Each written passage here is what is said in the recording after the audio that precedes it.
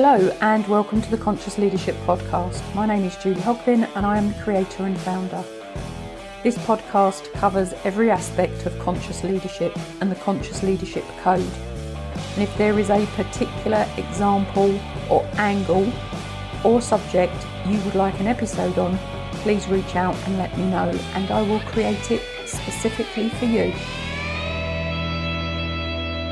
A major aspect of conscious leadership is understanding why you make the decisions you make, and then how you come to make the decisions that you make, from your conscious to your unconscious, and from your unconscious to your conscious, from your gut to your brain, and from your brain to your gut, including or excluding the heart, emotions and feelings.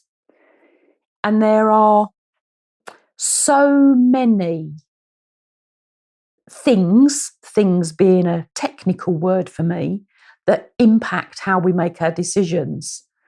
The knowledge we have, the wisdom we have, whether it be generational, ancestral, learned yesterday, there are so many reasons about how we effectively make decisions. And I thought I would do a couple of episodes on the podcast for you to listen to, linked to this. And I'm also going to do, or there is a series of articles on my website, so juliehogbin.com, if you actually want to read about decision making. So I'm catering for both options, if you want to read it and if you want to listen to it, which of course is good learning. So let's have a look initially. There's going to probably be 4 articles in this series, and that may relate to 1 or 2, maybe 3 episodes on the podcast. So this is the first one. And this one around decision making is when groups of people need to come to a decision. Now, I've written this basically linked to business. And of course, everything that I talk about relates to business and life. So if you've got a group of people who need to come to a decision, regardless of who they are, it could be your family, it could be a group of friends, there are methods, there are processes, there are systems that you can utilize to come to an effective decision. And of course, when you're in business, this is vitally important, because coming to a decision, if you come to the decision in the right way, the team buy into it. If you come to a decision in an inappropriate way, or the wrong way, for want of a better phrase, the team don't buy into it.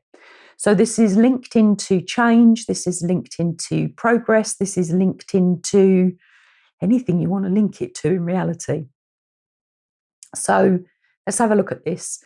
And I really want to say at this point that the choice of decision-making process can often depend on the nature of the decision.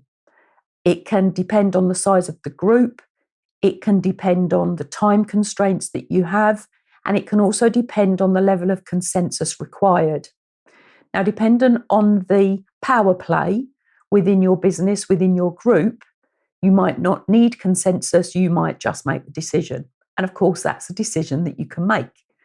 Everything we do, every decision we have, every decision we make, every decision we are part of, or we are exposed to, has an impact. So let's just have a look at some of these common approaches. So, number 1, informal discussion. And this involves open conversations among group members, and it allows everyone to express their opinions and perspectives. And this method can lack structure, and it can be useful for smaller groups or when time is limited. Now, of course, when we do the informal discussion route, not everybody may express their views. So think about the group you are in. Number 2, voting. And this is really common, is to hold a vote where each member has an equal say. And this can be done through various methods, show of hands, hands up. It can be done through a secret ballot. So nobody knows who votes. So with hands up, everybody sees who votes. With a secret ballot, nobody sees who votes because it's secret. And of course, it can be done through electronic voting. So you can do a poll. Now, of course, polls can be secret or open. Voting is effective when there is a clear majority preference. And to agree a voting structure, you will need to agree in advance the percentage of votes required to pass a decision, either by a percentage or by a quorum number. Number 3, consensus building. And when you use this method, it aims to achieve a decision that everyone in the group can agree upon. It involves open dialogue, it involves active listening and a willingness to compromise. And consensus building, it can take more time, but what it does lead to is a higher satisfaction and ownership of the decision. Now, I worked as a partner in a learning and development firm where this is how we used to make decisions. And at the greatest number, there were 14 partners who would all actively be involved in consensus building to make the decisions. And sometimes those decisions could take half a day or a day. We would sometimes reconvene and come back. And generally speaking, the decision that was arrived at had the absolute 100% agreement of the whole team. It's an interesting process. Actually, I just heard myself say, generally speaking, we didn't make the decision until everybody agreed. So there was a lot of give and take. There was a lot of compromise. There was a lot of expressions of opinions. It's a really powerful process to do, and it can take time. And at the end of it, everybody buys into the decision. So number 4, expert or leader decision.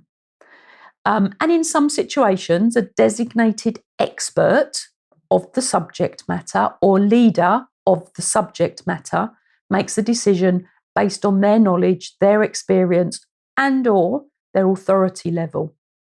Why would you use this? Because time could be limited, and sometimes this is used when there is a clear hierarchy in the group. So this can be a power decision process. Number 5, deliberative decision making. And this method involves structured discussions where group members engage in thoughtful and informed dialogue. Now, dialogue means two-way. So this is not a one-way to you, it's a process, two-way. And it can encourage the exploration of different viewpoints. This is where critical thinking and the evaluation of evidence comes into play. And it can be really useful for complex or controversial issues. Number 6, facilitation techniques. You can get an external body in to guide the decision-making process. So they hear what's being said from every party. They can express what they hear. They can summarise and paraphrase what's being expressed. They can pick up on the things that maybe the participants can't or won't. And when it's a facilitation, it ensures that all voices are heard. It will ensure that discussions are focused and that the conflicts, if there are any, are managed effectively. So it can create a productive and inclusive environment for decision making. So a facilitator, when they notice that somebody isn't sharing or saying, they can bring that person in, and the person that is saying potentially too much, they can quieten them down. It works really well, especially when there is a controversy, I suppose, or the team isn't maybe getting on. It's a good option, and I do this for teams. In fact, I did one last week and it worked really well. And then number 7, formal decision analysis. So this approach involves using quantitative methods, data analysis, and decision-making models to evaluate options and their potential outcomes. And this one can be really useful for complex decisions with multiple variables and uncertainties. So this is a real process. Now, these are just some of the options available. They're the main ones, I think, from the research that I've done, from the models that I've used, from how I have worked throughout my life and career, how it works with, families and businesses. This also semi-links into the negotiation techniques. I'll do another one on that, which is around arbitration, mediation, or negotiation. And again, when we're not really clear about what we are doing, we can use varying techniques and get them a little bit slightly mixed up, for want of a better phrase, which can blurry the process that we're following. Now, on this session, I'm going to also talk about quorums in decision making, because they do have a role and they have a significant role. And quorums can play a crucial role in your decision-making process. Quorums are used within government, they're used within boards of trustees, they're used within businesses, they're used within partnerships, committees, assemblies. And basically what a quorum is a minimum number of members required to be present for a meeting, which is then allowed to proceed and make valid decisions. So with a quorum, if you don't have a quorum attending, very often the meeting cannot go ahead, let alone even the decision-making process. So let's just have a quick look at quorums and how they typically work. So you have to initially determine the quorum, and this is the quorum requirement is outlined, and it's outlined generally in the group's bylaws, this is old, rules or governing documents. And it needs to be a fixed member or a percentage of the total membership. So, as an example, a quorum could be defined as at least 2/3 of the members, or a minimum of 50% plus one. So it takes you over that 50-50, if you like, block. Number 2, attendance check. And I've sort of semi-mentioned this, but before commencing any official business or decision making, the meeting chair or facilitator confirms the presence of the required number of members to establish a quorum. And if the quorum isn't met, so the number, the percentage, the meeting may be postponed or adjourned until a sufficient number of members are present. Number 3, decision-making authority. Once the quorum's established, the meeting has the authority to make decisions and to take actions on behalf of the group.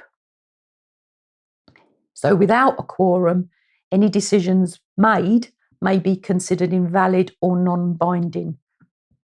Number 4, voting and decision-making.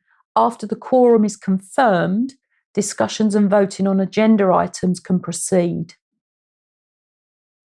And number 5, recording and documentation. The decisions made during the meeting are typically recorded in meeting minutes or other official documentation. And this includes noting the establishment of a quorum at the beginning of the meeting. It is really important, if you're using quorum as a process for decision making, that it is recorded and documented ad infinitum, because this is part of the audit trail. And what quorums do, they serve as a safeguard, ensuring that decisions made are made by the representative number of members. And what this does is prevents a small subset of individuals from making choices that might not reflect the collective will or interests of the entire group. Now, of course, with quorums, people have to attend. And the thing is with quorums, and I have seen this in reality, people attend and make a vote which is then complained about by others who don't attend. Well, when you operate with a quorum, those that don't attend know that their process is a quorum. So by not attending, they don't then have the right to complain, as long as they are informed of the meeting and they have, been given the relevant documents.